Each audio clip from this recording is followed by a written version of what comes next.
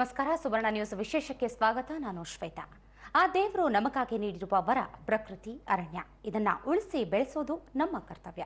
ಆದರೆ ಮನುಷ್ಯ ಅತಿ ಆಸೆ ಪಟ್ಟು ಪ್ರಕೃತಿಯ ಸಹಜ ಸೌಂದರ್ಯವನ್ನ ಹಾಳುಗೆಡವಲು ಮುಂದಾಗೋದೇ ನಿಜಕ್ಕೂ ದುರಂತ. ಈ ದಿಸೆಯಲ್ಲೇ ಹೊರಟಿದೆಯಾ ಗುಂಡ್ಯ ಜಲವಿದ್ಯುತ್ ಯೋಜನೆ? ಹಾಗಾದ್ರೆ ಏನು ಯೋಜನೆ? ಇದರಿಂದ ಲಾಭ ಎಷ್ಟು, ನಷ್ಟ ಎಷ್ಟು? ಪಶ್ಚಿಮ ಘಟ್ಟಕ್ಕೆ ಇದರಿಂದ ಯಾವ ರೀತಿಯ ಗಂಡಾಂತರ ಕಾದಿದೆ ನೋಡೋಣ ಇವತ್ತಿನ ವಿಶೇಷದಲ್ಲಿ.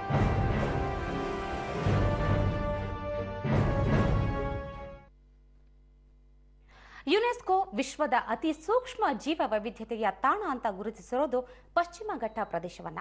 ಹಾಸನ ಜಿಲ್ಲೆ ಸಕಲೇಶಪುರ ತಾಲೂಕಿಗೆ ಒಳಪಡುವಂತಹ ಪಶ್ಚಿಮ ಘಟ್ಟದಲ್ಲಿ ಈಗಾಗಲೇ ಗುಂಡ್ಯ ಜಲವಿದ್ಯುತ್ ಯೋಜನೆ ತಲೆಎತ್ತಿದೆ.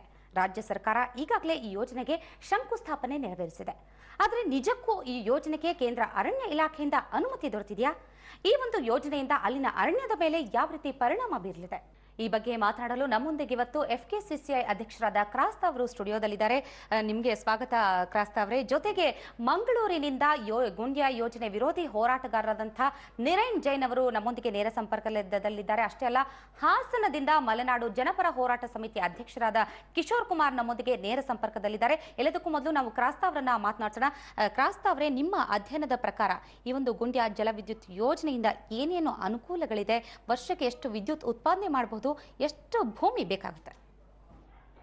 ಇದು ಇವಾಗ ಪಬ್ಲಿಷ್ ಮಾಡಿದ ಪ್ರಕಾರ ಈ ಗುಂಡ್ಯ ಯೋಜನೆಯಿಂದ ಅಬೌಟ್ 600 ಮೆಗಾವಾಟ್ಸ್ ಪವರ್ ಜನರೇಟ್ ಮಾಡಲಿಕ್ಕೆ ಸಾಧ್ಯ ಇದೆ ಅಂದ್ಬಿಟ್ಟು ಒಂದು ಯೋಜನೆ ನಡೆದಿದ್ದಾರೆ. ಇದರಿಂದ ಸುಮಾರು ಅಬೌಟ್ 794 ಎಕರೆ ಜಾಗ ಬೇಕು ಅಂತ ಹೇಳ್ಬಿಟ್ಟು ಕೂಡ ರಿಪೋರ್ಟ್ ಆಗಿದೆ. ಇಲ್ಲಿ ಇವಾಗ ಈ ಜಲವಿದ್ಯುತ್ ಯೋಜನೆಯು ಎಲ್ಲಿ ನದಿ ಇದೆಯೋ ಅಲ್ಲಿ ಜಲವಿದ್ಯುತ್ ಬರಲೇಬೇಕು. ಎಲ್ಲಿ ನದಿ ಇದೆಯೋ ಅಲ್ಲಿ ಕಾಡು ಇದ್ದೇ ಇರುತ್ತೆ. ಇವಾಗ ಈ ಪರಿಸರವಾದಿಗಳು ಪರಿಸರ ಕೆಟ್ಟು ಹೋಗುತ್ತೆ, ಕಾಡು ಕೆಡಿಸ್ಬೇಕು ಅಂದ್ಬಿಟ್ಟು ಭಾಳ ದೊಡ್ಡ ಕ್ವಶನ್. ಇಲ್ಲಿ ಕಾಡು ಕೆಡಿಸ್ಬೇಕು ಅಂದ್ಬಿಟ್ಟು ಯಾರಿಗೂ ಆಸೆ ಇಲ್ಲ. ಆದರೆ ಕಾಡು ನಾಶ ಆಗುತ್ತೆ ಅನ್ನೋದು ಮಾತ್ರ ನಿಜ ಅಲ್ವಾ ಕ್ರಾಸ್ತಾ ಅವರೇ? ಅದು ಒಂಥರದ ಮಾತು. ಕಾಡು ನಾಶ ಆಗುತ್ತೆ ಒಂಥರದ ಮಾತು. ಆದರೆ ಆ ಕಾಡು ನಾಶ ಆದದಿಂದ ಎಷ್ಟು ಅದರಿಂದ ಉಪಯೋಗ ಆಗುತ್ತೆ ಅಂತ ತಿಳ್ಕೊಳ್ಳಿ. ಫಸ್ಟ್ ಕಾಡು ನಾಶ ಆಗೋದು ಕಡಿಮೆ ಪ್ರಮಾಣದಲ್ಲಿ, ಆದ್ರೆ ಅದರಿಂದ ಉಪಯೋಗ ಜಾಸ್ತಿ ಪ್ರಮಾಣದಲ್ಲಿ ಆಗುತ್ತೆ ಅಂತ ನೀವು ಹೇಳ್ತಿದ್ರಿ. ಅಗ್ರಿಕಲ್ಚರ್ ಆದಮೇಲೆ ಇಂಡಸ್ಟ್ರಿ ಇದ ಲಾರ್ಜೆಸ್ಟ್ ಎಂಪ್ಲಾಯ್ಮೆಂಟ್ ಜನರೇಷನ್. 45% ಇಂಡಸ್ಟ್ರಿಯಲ್ನಲ್ಲಿ ವರ್ಕರ್ಸ್ಗೆ ಕೆಲಸ ಸಿಗುತ್ತೆ. ಈಗ ನಮ್ಮ ಕಾಲೇಜ್ನಲ್ಲಿ ಹುಡುಗರು ಕಲಿತಾದ್ಮೇಲೆ ಅವ್ರ ಕೆಲಸ ಎಲ್ಲಿ ಸಿಗುತ್ತೆ? ಅರಣ್ಯದಲ್ಲಿ ಸಿಗಲ್ಲ, ಇಂಡಸ್ಟ್ರಿಯಲ್ಲಿ ಸಿಗಬೇಕು. ಆದರೆ ನಮ್ಮ ಮಕ್ಕಳಿಗೆ ಒಂದು ವೇಳೆ ನಾಳೆ ದಿವಸ ಕೆಲಸ ಬೇಕಾದರೆ ಎಲ್ಲಿ ಕೆಲಸ ಹುಡ್ಲಾರ್ಕೆ? ದುಬೈನಲ್ಲಿಲ್ಲ, ಗಲ್ಫ್ನಲ್ಲಿಲ್ಲ, ಅಮೇರಿಕಾದಲ್ಲಿಲ್ಲ, ಯುರೋಪ್ನಲ್ಲಿಲ್ಲ. ಇನ್ನು ಮುಂದಕ್ಕೆ ಕೆಲಸ ನಮ್ಮ ಹುಡುಗರಿಗೆ, ಯಾಕಂದರೆ ನಮ್ಮ ಇಡೀ ನಮ್ಮ ಭಾರತ ದೇಶದಲ್ಲಿ 65% of the people are below 30 years. ಇವ್ರಿಗೆ ಕೆಲಸ ಎಲ್ಲಿ ಸಿಗುತ್ತೆ?